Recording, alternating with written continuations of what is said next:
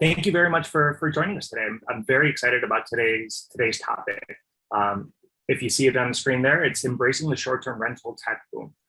Something that we saw throughout all of COVID was the ability of PMCs to kind of take a look at the tech landscape and really pick and choose and design their own tech stacks. And so we're going to be really excited today to present on this topic. We have two members joining us from our marketplace, from Autohost and TurnoverBnb. And then also we have a short-term rental property management company, Occupied, Michael Sjogren, which we'll talk about his own kind of personal tech stack. But before we get into all that, a little bit about me. My name is Paul Zukowskis. I'm the VP of Customer Success at Guesty. So a little bit about this panel that I was just talking about. We're going to be joined by Ella Mezhiborsky. She is the co-founder and CPO at Autohost. Autohost is this great kind of security guest screening app that we have in our marketplace.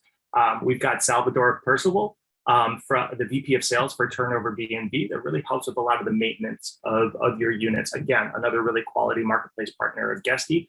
And then, as I talked about at the open, Michael Sjogren will be joining us from Occupied. Beyond just kind of running his own property management company, Michael somehow finds time to also be a coach for helping some folks through some of these short-term rental secrets that he's picked up over the years. And so a really great resource. I encourage you to reach out to all of our panelists today following today's webinar if you have any follow-up questions, or if you just kind of want to network and get to know them a little bit better. I promise none of them bite. I've known them now for a few months. All right, so a little bit about the format of today's meeting. I'll open up with a few words. Trust me, I will try to keep it short, because I know that we are not here to listen to Paul. We are here to listen to our panelists and hear their thoughts. From there, we'll jump into some brief presentations from Ella, Salvatore, and Michael, and then the panel discussion. We have a few preset questions, but like I said earlier, much prefer your own Q&A questions to make sure that we're addressing topics that you find very pertinent. So a little bit about kind of what we've seen in the short-term rental space. It is here to stay. Something that Guesty is seeing a trend in is the fact that the short-term rental industry has been able to encroach on the traditional hotel guest. And the reason that we've been able to encroach on kind of that traditional hotel guest is that we offer so many more benefits towards the accommodation, whether that's privacy, whether that's flexibility, social distancing, you're not one room on top of the other in all instances, the ability to accommodate light touch stays, so easy contactless check-ins and check-outs, longer stay amenities such as kitchens, even offices or more space. Again, work-friendly facilities, so having separate spaces as opposed to just being confined to a single kind of hotel room. And then in some instances, spacious grounds. So having a yard, being able to kind of stretch your feet out and expand while also keeping that safe social distance that I was talking about earlier. So a little bit about Guesty, shameless plug. Guesty is an end-to-end solution that automates complex automation or complex operational tasks. We offer flexible inventory management, and we allow you to enable your booking process and guest communication experiences across multiple channels. A little background about Guesty: we were founded in 2013. We have raised $110 million in funding. We are a worldwide operation with 11 offices spread across the globe and customers across 80 countries. And so one of the things that we really value at Guesty is that we're trying to offer as heightened of a service as we can across every single time zone on the planet. Whenever you're acquiring software, you always want to ask yourself, how is this making my life easier?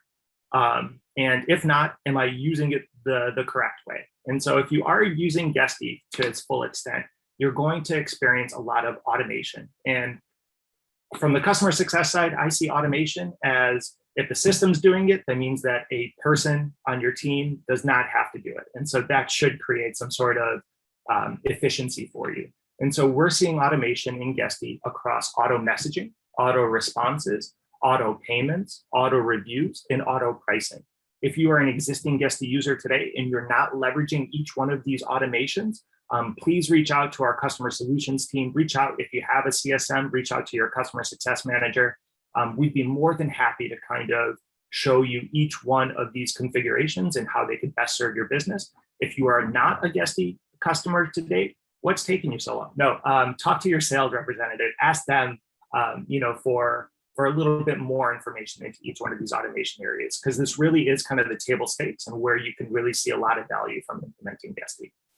So now we're going to hear from our three panelists. We're going to kick it off with Ella Meziborski from Autohost. So Ella, I'm going to go ahead and stop sharing my screen, and feel free to share yours.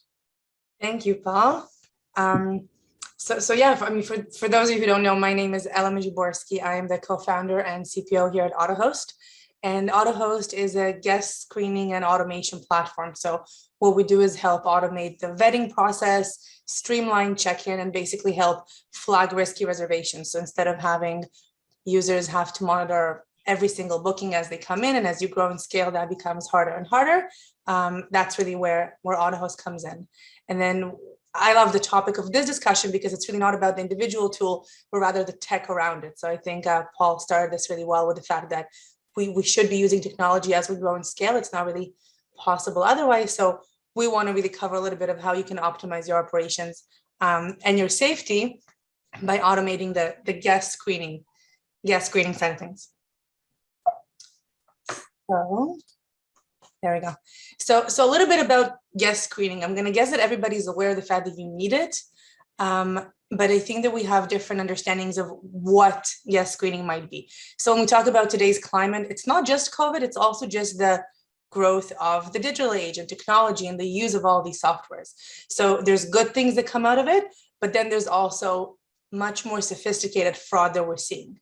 So when we address guest screening, we look at both your average gray area parties, vandalism, smoking, rule compliance, which is a pain point of a lot of clients and a lot of operators in the space, and we want that decreased. And then you go to the other end of the spectrum where real fraud takes place. Chargebacks is a very unfortunate line item in your revenues, and so that's something we want to help address. Other than that, because of those shifts, we're seeing less face-to-face interactions. That's true for our space, STR. It's even true for traditional hotels. So hotels minimizing their front desks and encouraging the whole self-check-in flow. That's a great thing. It's an amazing service you're offering. You have smart locks, you have technology, you can check in advance. Guests are used to this from the airline industry. So this is really why doing this properly within hospitality can help us get to that level of automation. I'll also say that manual screening is something that I encourage doing if you're not doing anything at all. So screening is important. You need to know who's walking through the door. You need to have them agree to your rules, collect information, and as much as you can, validate that the person coming in is who they say they are. Having said that, and because this topic really is about the technology side of things, we can also recognize that manual screening is not only time consuming, and so scaling is a problem, but there's also more fundamental problems with it actually being not necessarily effective because your team of guest support agents is not meant to be human lie detectors. It's inefficient and it's inconsistent. So when we're starting to talk about things like different agents might use different flags or companies going by gut feeling, that's really where something can slip through the cracks. So generally encouraging guest screening is something that we want to advocate for in the space. And then the technology of it is something that's really important to also take in mind. Addressing COVID in specific, be it either during the pandemic or as hopefully we're moving towards post-pandemic stages, it's still important to understand that when the economy is down, fraud is up. So we're looking at an increase in fraudulent bookings, and fraudulent can be anything from friendly fraud and people submitting chargebacks, claiming they didn't stay, but they did, or anything to stolen credit cards and false identities. It's also important to understand that behind a stolen credit card, there's a lot more that is going on. So that's where we're getting into illegal activities and trafficking, human trafficking, drug smuggling, gang activity. And it's things that, given the pandemic and given that situations are really rough, we don't want to put clients at risk, and you want to make sure you're staying safe.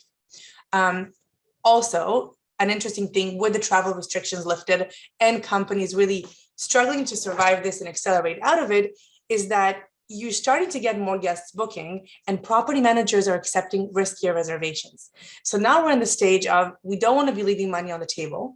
And whether you're fighting to survive or you're prospering through this, you're trying to maximize bookings.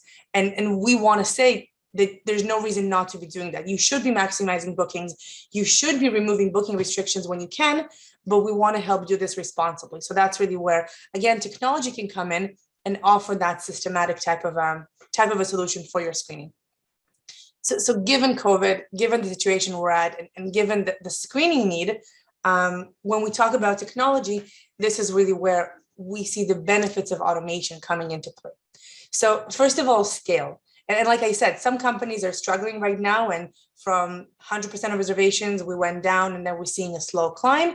And some companies are running M&As and growing and showing amazing traction. But either way, to scale, you want to be achieving economies of scale. So from client stories, if we have customers that have been processing 1,000 to 2,000 reservations a month, they were reporting that as they grow and scale, either they had to hire more agents, and that's human power, or they had to neglect their screening process because they couldn't just end up screening everybody the way they wanted to. And that's where you leave loopholes in the system. So automation is obviously a really big part of scaling. The point is that as you grow your portfolio, as you focus on growing your business, you want to make sure that technology is doing things for you and doing things systematically. So that part is really big. Guest experience is also something that is not even obvious that it's achieved with technology, but it's something that we like clarifying. So we recognize that Autohost is in the business of trust and safety. We come from the cybersecurity space. We care about fraud and bad guests and problems. You guys are in the business of hospitality. So recognizing that the guest experience and the flow that your guests go through, and the majority of guests are good guests, is also something really important. So whether it's technology lets you be systematic and you can give them the exact same flow and not worry with personal biases or any type of discrimination from your staff, and then all the way to pseudo screening and manual screening offers a lot of traction and friction for the customer. So basically, I don't know how many of you are familiar with messaging the guests back and forth. What is the purpose of your stay? And can you let me know which guests are coming? And please just make sure you read the house rules. And can you clarify your intentions? And can you please email us your ID, which I'm going to completely leave aside and clarify that that's not something we should be doing because there's elements of safety and personal information.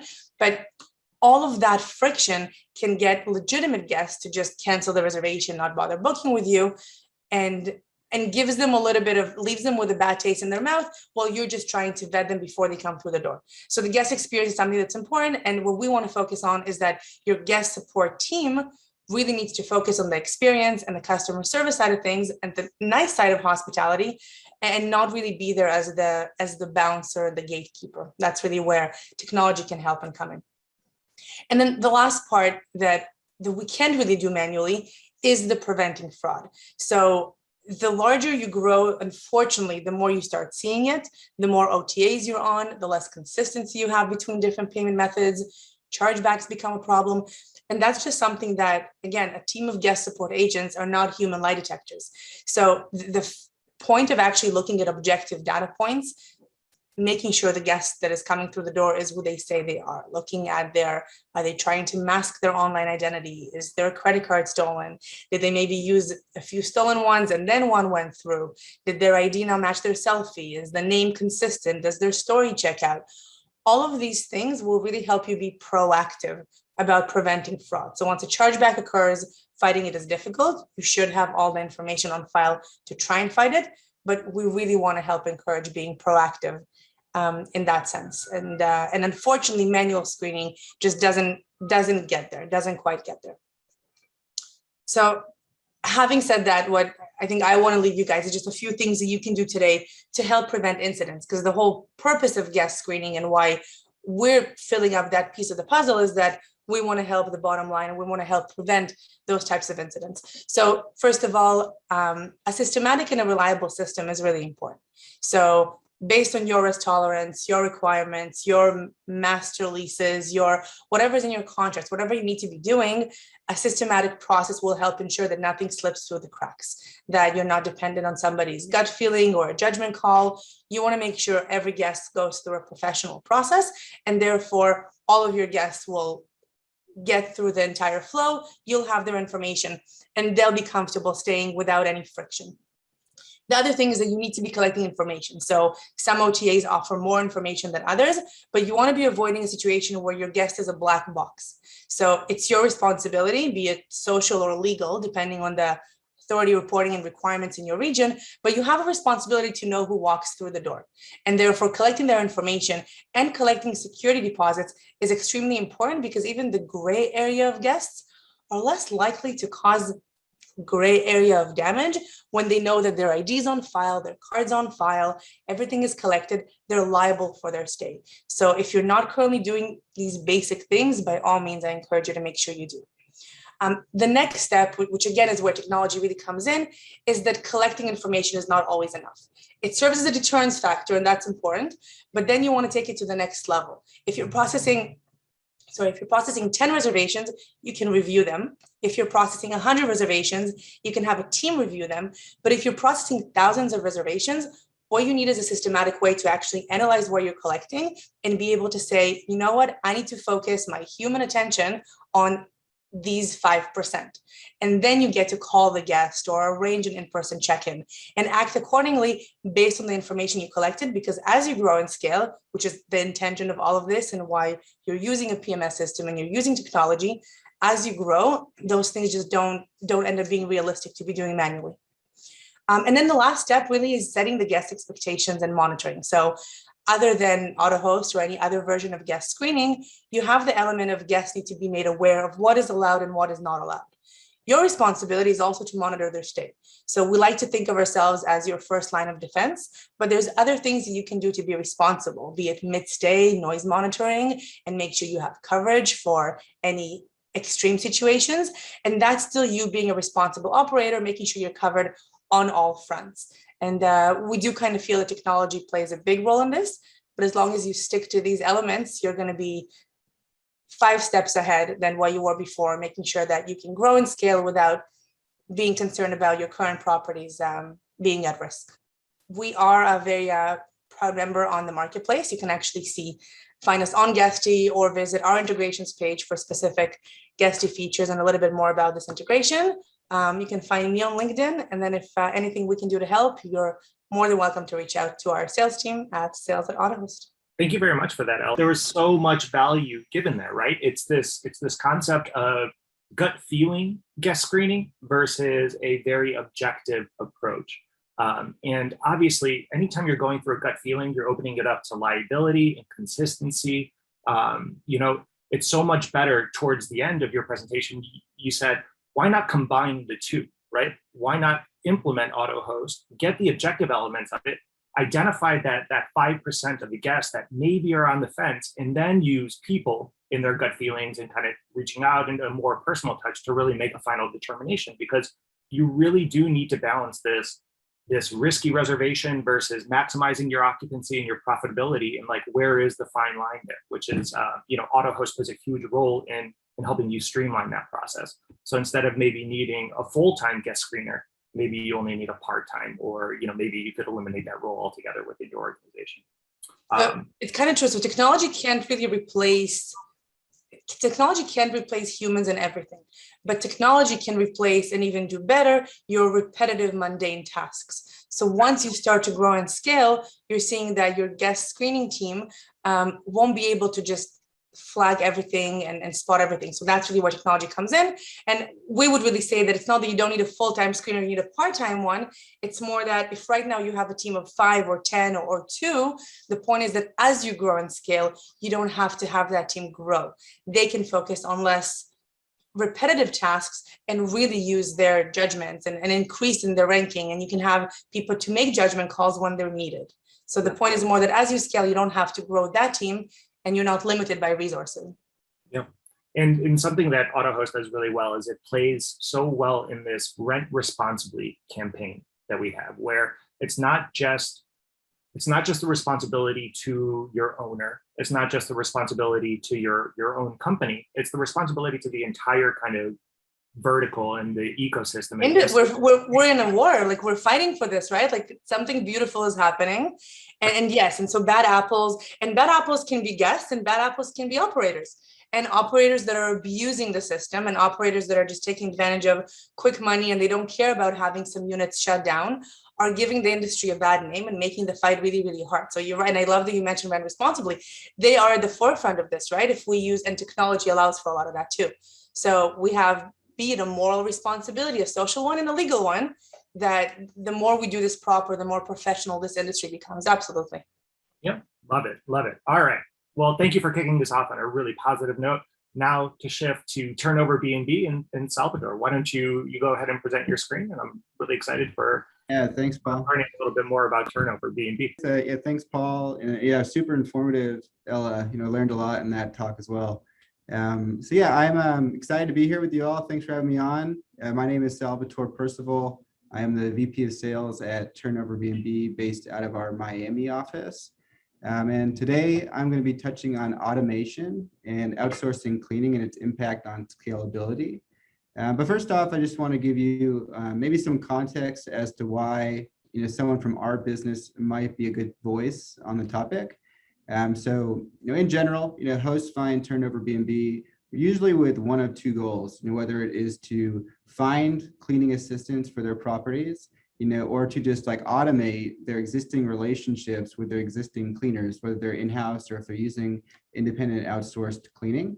There's a hybrid that occurs as well if someone is looking for both uses. However, we touch a lot more outsourced cleaning than in-house, to be honest. Our business is about 70% our marketplace that we support versus our SaaS product, which is usually used for people to automate like existing teams or people they already have relationships with. But in terms of our topics here, so everybody's going to be talking about automation, and Mike's going to get into it after me a lot deeper than I am. But I thought it'd be helpful for you all to know kind of just like the things that occur in our little niche of the industry, so you get a sense of some of the things that potentially you either have headaches with that you're not automating, or things that you should be automating, within the cleaning or maintenance space. But in general, whether you're using TurnoverBnb to do so, or whether you're using a competitor, or if you're using an in-house tool from your property management software or something you've built yourself, you're hopefully going to be automating the creation of the cleaning projects, the turnovers, what we call them. So creating the jobs, assigning the work out to people that you need it to be assigned to based on whatever internal processes you've got.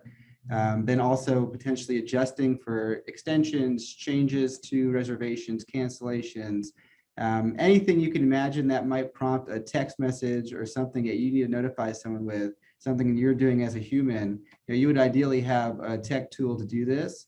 Communication about your daily activities. There's a lot of different tools out there right now for that, but project documentation in this time has been super important. There's a lot more dispute resolution occurring, so there's a need to have great documentation either before or after guest stays, depending on your workflows or your maintenance workflows as well. Obviously, you always want to be up on your inventory, managing what you've got either in your owner's closets or in supply closets, being able to act on those accordingly, and as well as kind of after that, if you're doing any type of inventory restocking, the idea of like settling payments, bookkeeping, it kind of all ties together, in our space. And it's incredibly important to automate these processes. The amount of time that you could waste, in this small part of your business is immense. It's a super important aspect. And, you got into this business not because maybe you wanted to own a cleaning company, or a turnaround company, but potentially, you have this dream to grow a really great hospitality brand. And so the more that you can automate, and this small component, the better.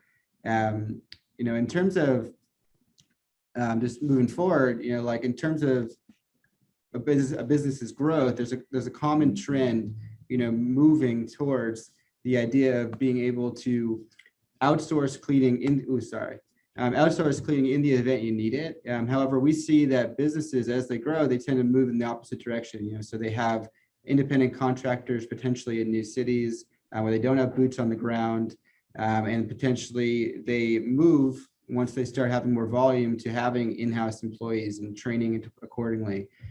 So there are benefits, to step into new markets, and we see on TurnoverBnb, a lot of different like prospecting things occurring, where people are using our marketplace that we support, which are based on independent contractors and cleaning companies that we vet, to see what things like rates are like, or cleaner density, similar to how you might prospect for like pricing, of homes or units that you're looking to potentially purchase. You can do the same thing, with service costs, which is super nice.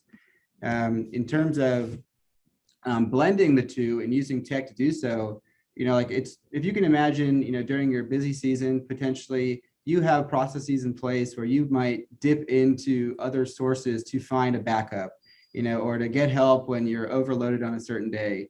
It's important to try and automate that process, and people use TurnoverBnb to do so by sourcing a backup just in the event you need them and being able to activate it on the same schedule, versus the idea of potentially like sending text messages, creating phone calls, and manually scheduling against the calendar. There's so many things out there now. You guys can, jump off of the Excel sheets, jump off the Google calendars, the shared views, try to find something that can cut out a lot of your day-to-day busyness, so you can focus on, similar to how Ella explained, focus on the guest experience. You probably wouldn't tie like cleaning management fully into how you can enhance guest experience outside of just like cleanliness of your house, but it really all falls back on the amount of time you have to make that stay better, to provide the hospitable touches you want to provide. And so it's an important aspect here. Just a little customer success story in something that what we like to highlight. You might currently be automating a large amount of the things that you want to in your business. And with cleaning, we see that people are usually like 80% there, depending on what the steps they might have. And a good example we have here is these guys, Bespoke Stay, they're out of Philadelphia. They're a happy Guesty user. They have about 100 properties, and they were doing so much automated. They use a blend of Guesty's tool. They have a really great task management system on Guesty inherently in their PMS. They're leaning on them a lot. And the only real things that were missing, were simple, just, payments and then bookkeeping for their end of month reconciliation. So, they took it upon themselves, to, in a down period, to try and figure out how they can stop spending a few hours every week or every month. And so I would just push you all, when you are thinking you're getting pretty well oiled, your business is chugging along, growing well, there's always room to improve. There's always things that potentially you don't need a human to be infused in. And, whether it's something small or something large, it's worth it. So we would try and urge you all to look for ways to automate things, even if you think, it's not the most important for your business at that time. And then in terms of kind of where we see the future of the tech space moving, or in the STR space, we see that, focus on integrations is incredibly important. No walls, need to be up. There's I obviously reasons for these marketplaces, to be existing. And, Guesty's a really big driver in the idea that, they want to have as many integrations and options for their users as possible, because they are aware, just like we are, that people like to use different things for different purposes. So we just see an incredible focus on integrations and the need for all of this SaaS to be talking to itself, because it's not going anywhere, and it's going to be incredibly important in the future. And just, I know that we have one thing we'd love to share with you all is like, feel free to get back in touch with us, but anybody listening to this chat today, we'd love to offer you a free cleaning on our marketplace to try out an independent contractor, an outsourced cleaner, if you ever have a little hesitancy to do so. Yeah, thank you very much, Salvatore, for that presentation. There was one quote that you gave that totally resonates with me, which is, I didn't get into this space to be a cleaning company. I can't tell you how often we talk to our clients from the customer success perspective at Guesty, and they basically say, Paul, we're not even a property management company. We are a cleaning company. Yeah. We do pre-stay cleanings, mid-stay cleanings, post-stay cleanings, like maintenance cleanings, like so much of the operational lift for a PNC surrounds itself around kind of this cleaning task. And then you brought up a great other point, which is, it doesn't have to be all or nothing. It doesn't have to be all in-house or all, outsourced kind of cleaning. There is this beautiful area where TurnoverBnb is helping support it, which is this blended idea where, we're coming up on the holiday season here in the Americas, right? Do you really want to staff for 100% occupancy for the week leading up to Christmas until the new year? Or would you rather have this blended option to you for that heightened occupancy in kind of that low season of, November, December, January, where you're really just staffing for those spikes in occupancy to make sure that you can clean all of your units in that time? And so I absolutely love it. And then just to stay on topic with the overall kind of the tech boom, you closed with, listen, maybe you don't need all of our services and all of our offerings, but you can do that math on your end of, am I paying my cleaners? Is this more efficient for me to pay my cleaners through a software system than a manual kind of resource doing it? Or, on the bookkeeping side, is it easier to kind of aggregate this in reports and kind of align my bookkeeping through a software solution? Or, should I be paying a resource? And I think that's the math that all of our property management companies are doing all the time, which is, if I do bring on a software, how much am I saving on the resource side of things? Sure. Yeah, absolutely. Yeah, that comparison is very common in our day-to-day, and usually with businesses at scale, the comparison is like, what are my hours worth? Because you might be able to pay someone for free potentially, through a payroll platform or whatever you might have in place. But is your hours against the cost of a few percentages against your volumes, like kind of how does it weigh out? So it's very common for those types of comparisons to occur, really with a bunch of features potentially in all of our platforms. I'm sure Ella potentially has something there as well, where it's like, is it worth it potentially? And there's a negotiation or internal discussion that occurs, and maybe it could save someone like 10 hours a month, and it definitely is worth it. And something you're bringing up an excellent point about scale. Something that's a common theme across all property management companies, at least by the time they get to Guesty, is that they all have growth ambitions, right? And so in a low season, you may be dealing with an inventory of, let's call it 100 units, right? And you're looking at kind of the math and kind of the savings at the scale of 100 units. But if you take the time to actually implement a software solution that creates, let's call it nominal savings today, at scale, you're going to start multiplying it. So if you do grow to 200, 300, 400 listings, the work that you did at 100 listings to onboard a new software is going to multiply by the amount of listings that you're adding. And so all of a sudden, the value just keeps growing of that one software or that tech that you added over the long course of your business journey. Awesome. Really great stuff. Thank you very much, Salvatore, for that presentation. All right. Last but certainly not least, we're gonna jump to Michael Sjogren from Occupied, and Michael's going to talk to us about kind of how he's really given a considerate effort in designing his tech stack. So Michael, take it away. Yeah, thank you guys.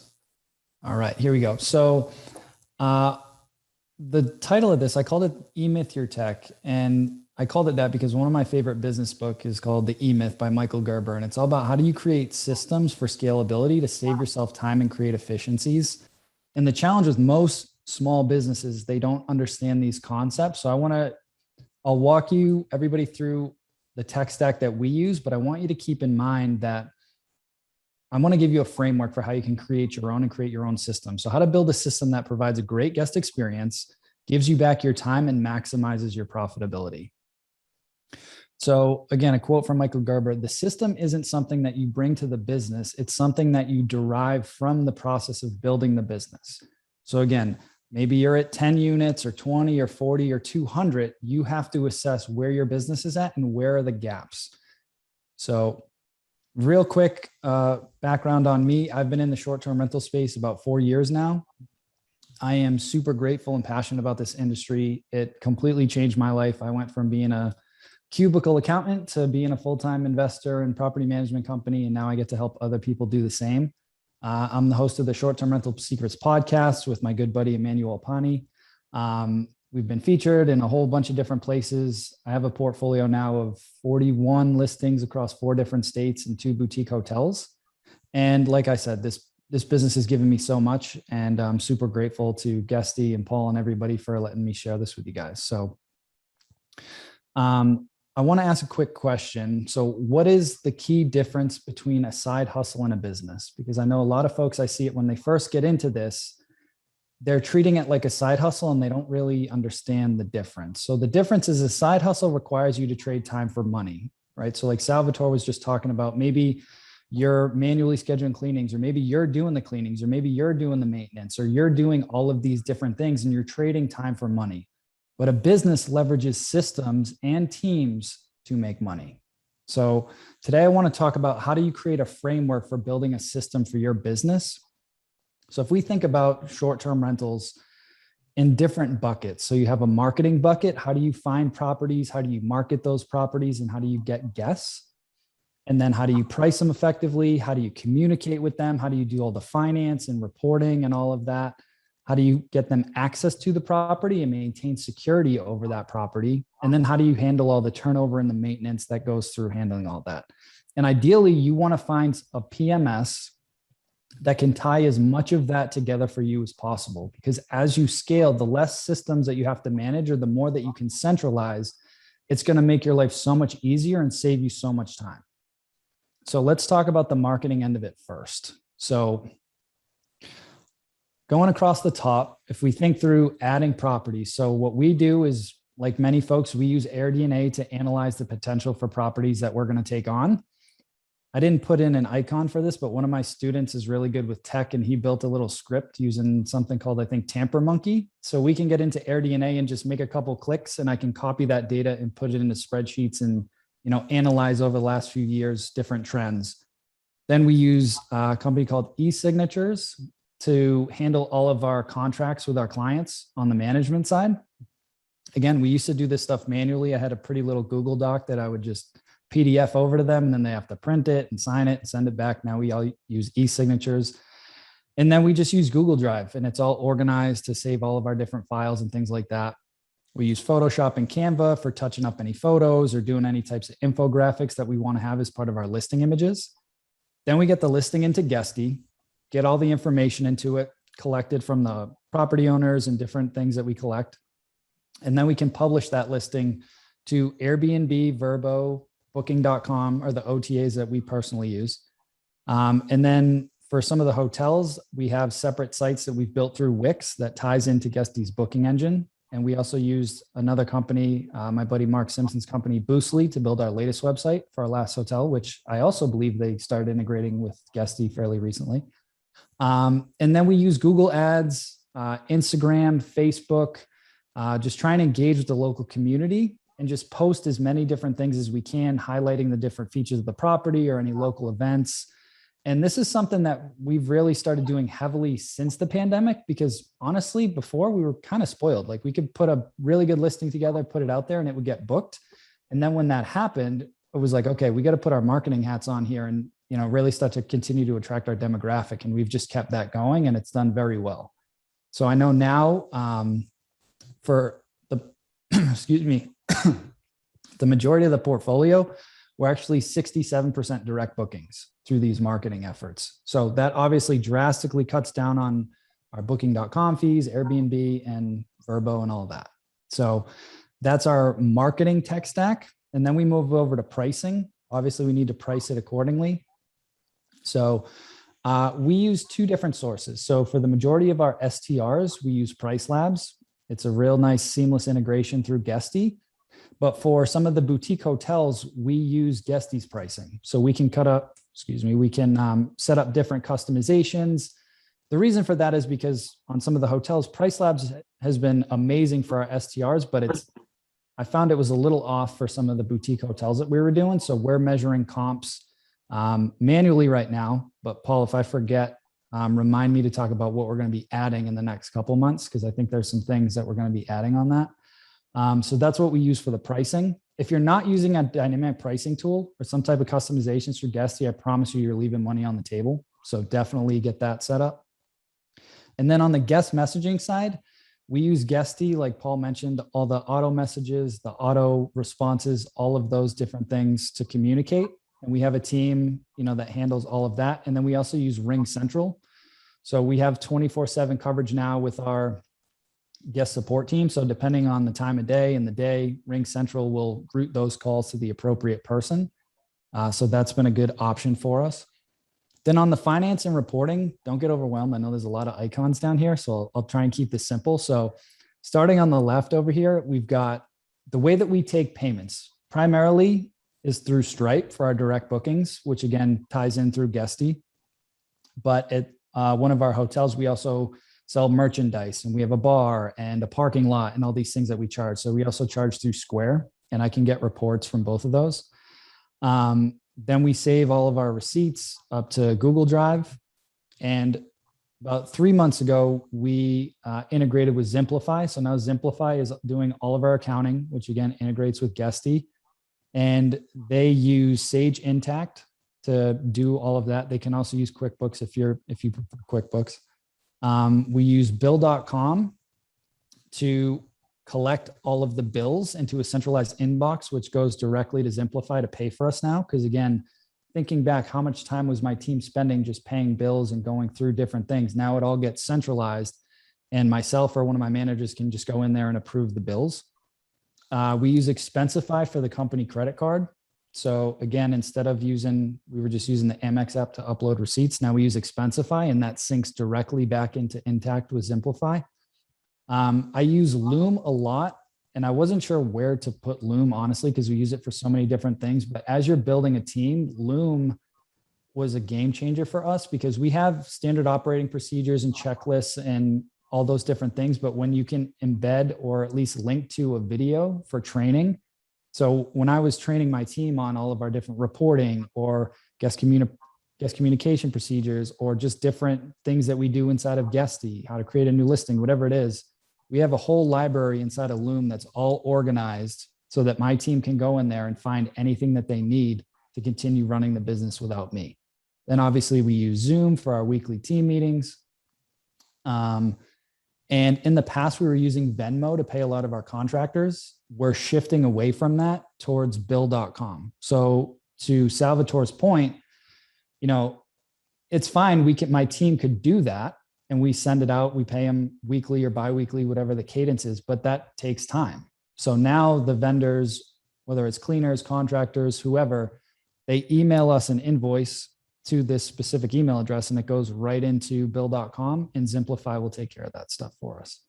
So one little tip that I'll throw out that we do at my company is every quarter, every employee does a 2-week time study.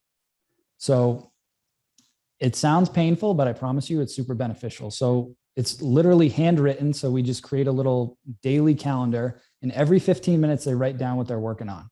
So when we do this quarterly, this helps us identify where are the inefficiencies in our business and where are they spending a lot of their time.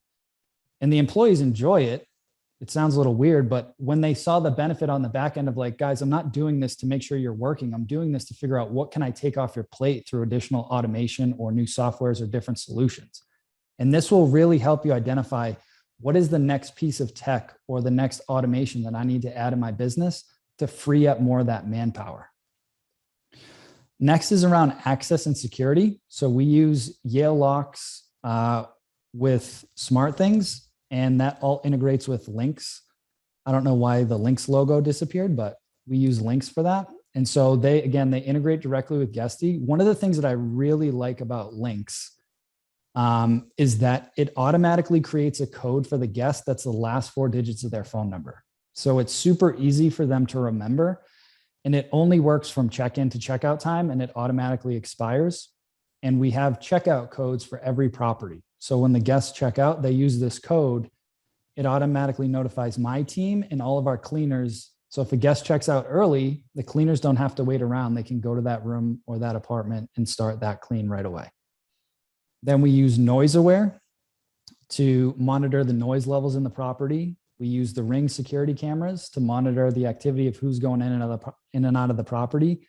And then we also use Guesty for the rental agreements, the check-in forms, collecting their government issued IDs, all of that piece on the security side.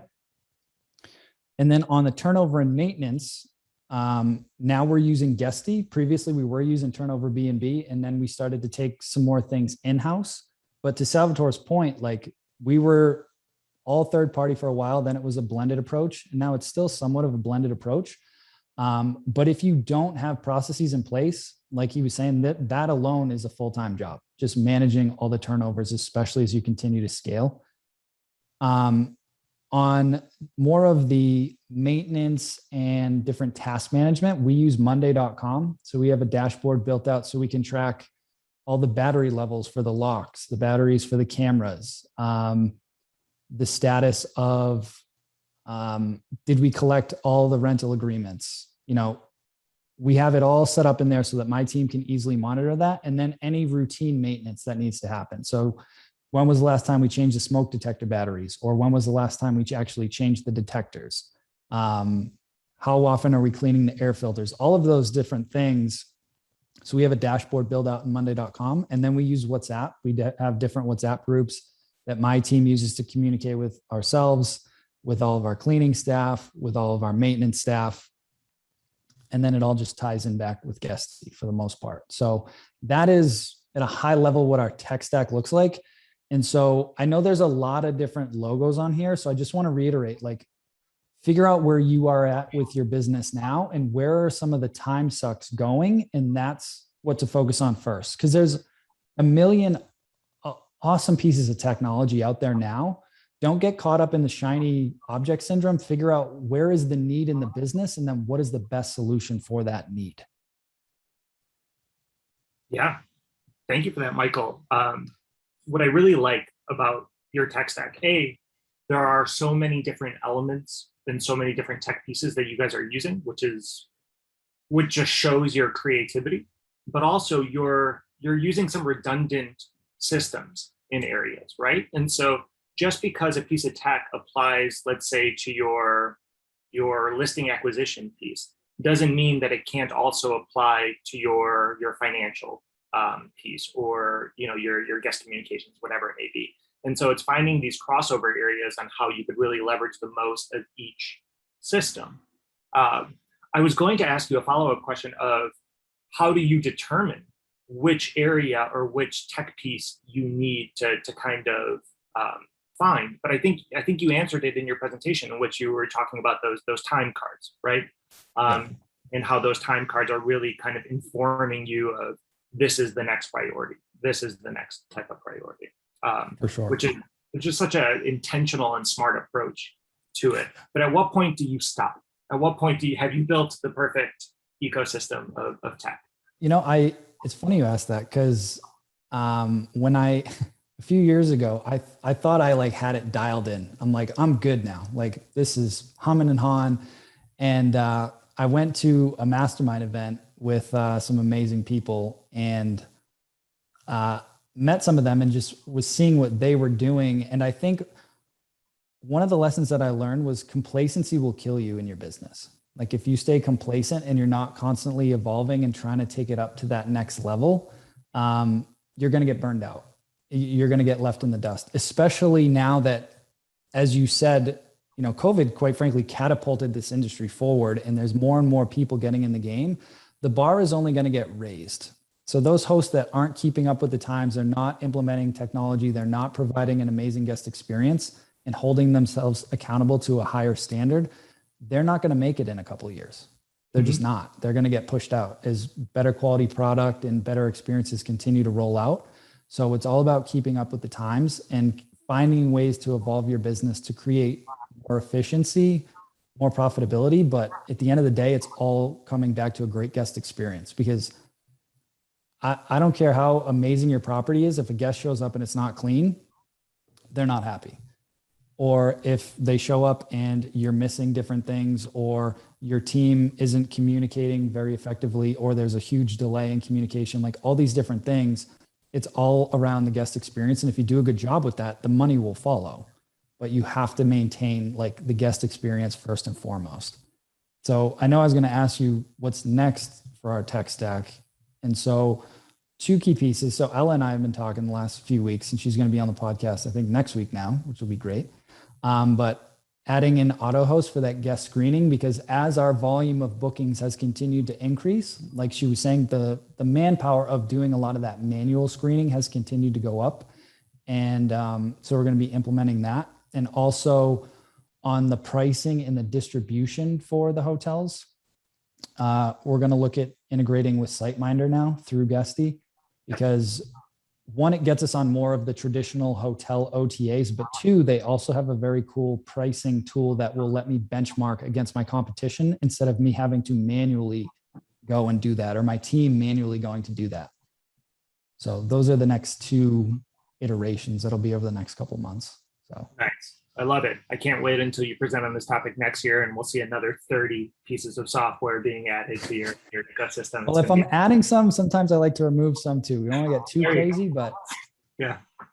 Well, very cool. Well, thank you very much, Michael, for kind of presenting on the tech stack. And so I think that this is a great transition to kind of the panel conversation, which one of the things that you talked about is kind of complacency will kill your business. And so I think that I know where you stand on this larger question, but I want to ask Ella, because it's been a while since we heard from you.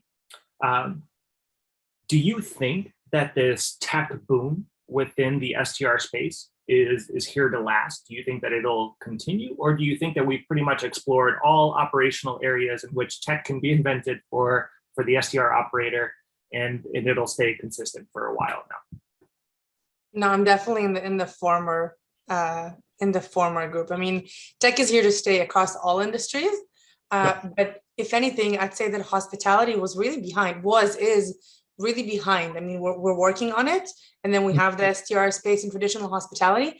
But if anything, because the industry is very old school. So hospitality in and of itself, of hosting people, the beautiful side of, tourism is there. And the technology is now solving a lot of these things. So absolutely here to stay, be it existing tools that will keep improving, inefficiencies to be resolved, maybe some consolidations, maybe better integrations between tools, which we're already seeing. Autohost, Guesty is really investing in integrations with partners. Autohost is partnering with a lot of other adjacent tools in the space so that the client has a seamless experience. So I'm excited to see what other improvements we have, and then go figure, right? Like there's things that right now maybe are not yet automated and solved, and future tech will. So no, I'm excited to see what's to come. Technology is here to stay, and it helps grow and scale. So that's not going to change. Yeah. One of the interesting parts about being, in this STR space is being like, all right, I feel like everything's been invented. And then our marketplace partnership team at Guesty goes out and adds another 5 partners, like on a monthly basis. And I go, oh my gosh, that's genius. I have so many customers that could take advantage of this one piece of technology, whether it's like chargeback protections, or, in the case of Autohost, whether it's damage waivers or guest screening, and TurnoverBnb, kind of how do I easily outsource for my spike seasons of cleanings. And so there's so much creativity in this space. And from where we sit at Guesty, I think that the recent success of Airbnb going IPO, plus a lot of this VC funding that's flooding the space, both on the property management side as well as the tech side, is bringing more bees to the honey. I think that there's more and more attention being given to this new age hospitality space. And so I think that'll be kind of driving more and more innovation for us. Agreed. And demand is driving it, right? So when a good solution comes out, demand just says, I need this yesterday. And that's amazing to see. Yeah, absolutely. All right, for you, Salvatore, alluded to the fact that she felt that the hospitality space was a little bit behind as far as kind of tech, and that may have driven kind of this acceleration of more and more tech offerings. Do you agree with that premise, or do you think that there are other factors at play here that are driving more and more technological options for our players? Yeah, I would completely agree. I'd say, a lot of our inbound activity, right? So people coming to us to look for a solution, I would say higher than 50% of them are not using anything, which I think is a pretty large indicator, that the space has not been like fully sold yet for us solely, like if you're looking at our exact little niche of the market. So, it's interesting, I get a sense that we're selling against like shared Google calendars and Excel sheets more so than people using like fully built out tools and platforms, which I think is a good indication, you know, that there is a lot of room in here, you know, and, you know, as new things are being built and, you know, new awesome offerings are being launched, you know, there's a lot of green pastures out there for the businesses to kind of take hold of. And, you know, we don't really see it as like too hard of an environment to sell in, like I'm on the sales side, you know, so I think that's an indication for us, you know, that there is a lot of space, you know, and there is a lot of growth and room for us to expand and like further build out the solutions that we have to offer to the, you know, the managers that we're working with. Yeah, makes a lot of sense. Michael, I want to shift gears a little bit. Instead of talking about tech as a whole, let's address the topic, or what I consider to be the elephant in the room, which is we as businesses want to automate as much as possible. But at the end of the day, a guest still wants to feel some sort of human interaction or some level of customization to themselves. And so how is your organization kind of looking at its tech offerings and its automations versus kind of the need for guests to actually have a human to human kind of interaction? Yeah, for sure. So one of the, if I compare apples to apples, right? So on whether it's STRs or hotels, I'll just compare the two hotels that we have. So one of them, there is staff on site. Okay. It's more of a traditional like boutique, like high-end hotel. The other one, it's like a 20 unit garden style apartment. That's like a apart hotel. So there's no staff there. So what we've done over the last couple of months is I've added some more guest communication staff offshore. Great folks, have prior experience working in Airbnb's call center. So they're used to handling, I won't say handling, but used to communicating with guests and resolving any issues. And so one of the things that I'm big on, and one of the kind of outcomes of COVID is we're on the phone a lot more than we've ever been pre-COVID. And just having those quick conversations, like if I don't, you know, with Guesty, one of the things I like is I can send automated messages, whether it's through Airbnb or an SMS. So on the day of check-in, we'll send a follow-up. Hey, here's your access code for the door. Here's a link to the house manual. And if you need anything, just let us know. If they don't respond to that, we'll just give them a quick call and say, hey, just wanted to make sure that you got the info. It's a self check-in property. We sent you a text with all the info. Super excited for you to stay with us, but just want to make sure that you got it. So you have a nice smooth check-in process and you enjoy your stay. Just that like 30-second phone call lets the guests know that we care and we want them to enjoy their stay. And that goes a long way. And one of the things that we monitor through the analytics is what is our response time? Because issues will come up. There's no perfect business, whether, you know, somehow cleaning gets missed or there's a power, whatever it is. If there's an issue, we want to be ultra responsive. So in the analytics, I can see what's our average response time. And that's one of our KPIs that we monitor every single week to make sure that we're under 10 minutes, we're getting back to guests and they know that we care. And in the past, we would tend to send a lot more messages, but if there's like a real issue, we'll message them, but then we'll call them. Hey, we care. Like we want to get this addressed. Here's what we're doing to get it fixed. Because at the end of the day, guests just want to know that you care and that you're going to take care of them. Like that's it. It's a people business. So being on the phone more definitely has created that connection. I don't necessarily need to be in person, but as long as we're actually communicating on the phone, it's just different than a message. Yeah, I absolutely love that concept. Again, it marries what we just talked about with Ella at the end of her presentation of how do you supplement the automation with a level of oversight or human touch just to make sure to reinforce kind of the best practices in the area, whether it's guest screening or whether it's, you know, guest communication. You had cited kind of the SLAs, the response times as far as your analytics. Is that a tool that you're using, or is that Guesty's advanced analytics? How are you seeing kind of? Yeah, no, that's Guesty's advanced analytics. So every week we have like a Google sheet that tracks, you know, month to date revenue, ADR, occupancy, average response time, and a couple other metrics that we're pulling from the analytics tab. So. Yeah, makes a lot of sense. I love it. All right, so staying on kind of this human side of things, Ella, I wanted to pose a question to you, which is, have you seen any fundamental differences in which the ways that hosts are actually dealing with their guests, whether it's them canceling potential guests and kind of how they're handling that cancellation messaging, or whether it's they're in this gray area with a guest? Are they over communicating at that point? Like what are you seeing from hosts as far as their own kind of tech touch? So it's interesting. It's exactly everything that we touched on already. It's that if you can use tech to automate the redundant and the inefficient and the long processes, then you can give that personal attention to guests that require it. When it comes to problematic guests, or when you're saying, are they over communicating or or canceling guests, the over communicating part, I would say that for the majority of guests, it's a little bit of a hassle. That's where friction comes in. So technology solves that.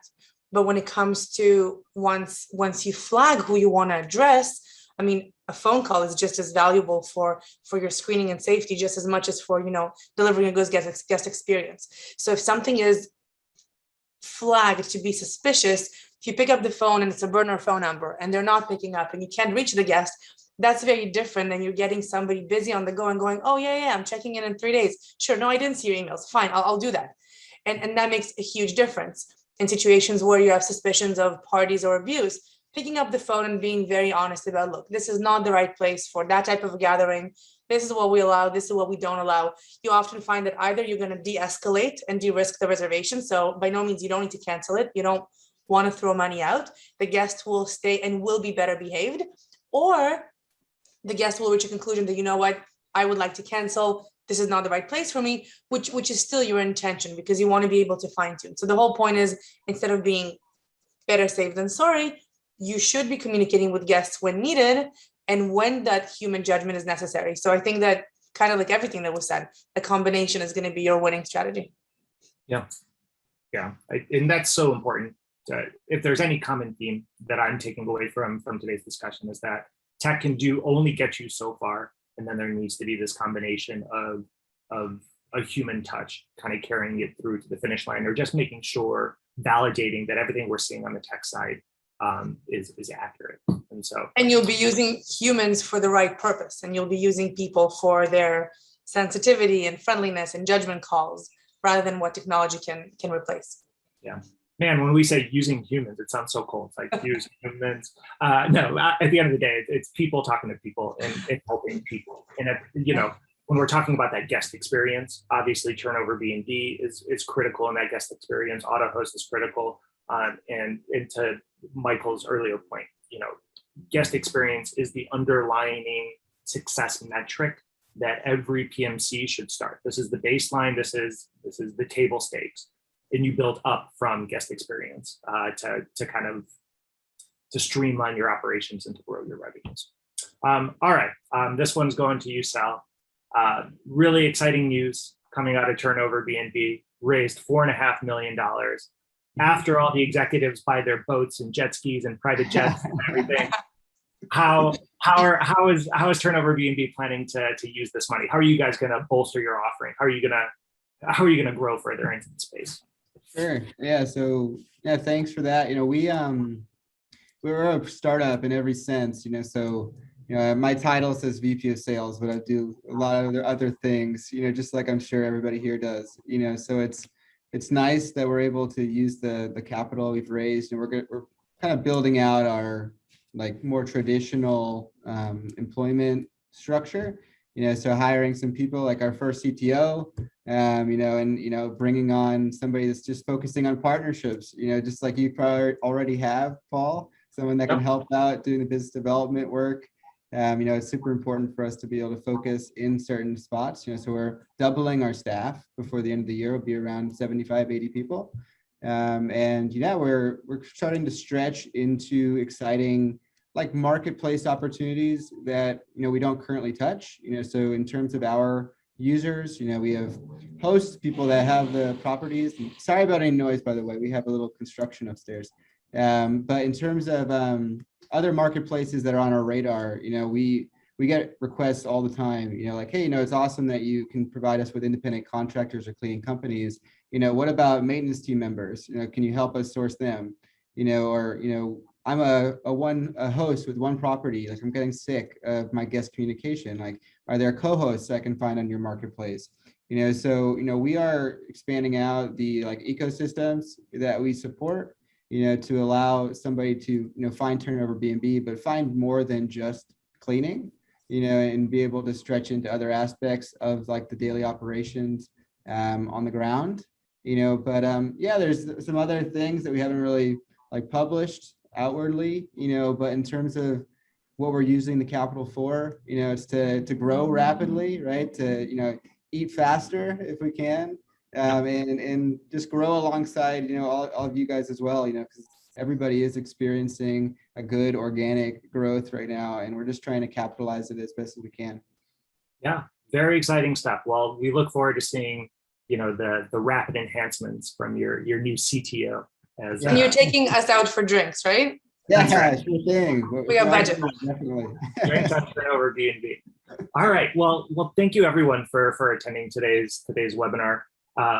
As we talked about, Autohost, TurnoverBnb, they are in our marketplace. So please feel free to reach out to a CSM, a customer solutions rep from Guesty, to learn more about them. If you're in the sales process with Guesty, ask about these two marketplace partners. We're more than excited. We have really robust integrations with each. So please feel free, to inquire more. And we haven't figured out a way to put Michael's, coaching into our marketplace, but trust me, I'm sure we've got 3 or 4 people in Tel Aviv working on it as we speak. So that's all for today's webinar. So thank you very much, everyone who attended and joined us for the conversation today. I really learned a lot. Thank you, Ella. Thank you, Sal. Thank you, Michael. You guys were rock stars today. And hopefully everyone has a great rest of their week.